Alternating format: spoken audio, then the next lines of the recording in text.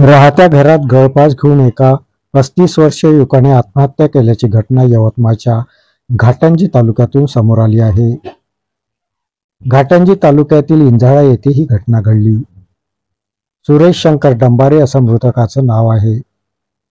30 August शनिवारला सकाळी 6 वाजताच्या दरम्यान ही घटना उघडकीस आली.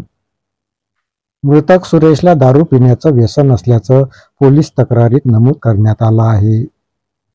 या घटनेबाबत मृतक सुरेशचे काका सुभाष डंबारे यांनी घाटंजी पोलिसांना माहिती दिली. घाटंजी पोलिसांनी घटनास्थळ गाठून पंचनामा केला व मृतदेह उत्तरही तपासणीसाठी रुग्णालयामध्ये रवाना केला व पुढील तपास जारी केला. सुरेशने आत्महत्या का केली याबाबतचे कारण अद्याप स्पष्ट होऊ शकले नाही. संजय ढवळे, प्रतिनिधी GTV न्यूज मराठी.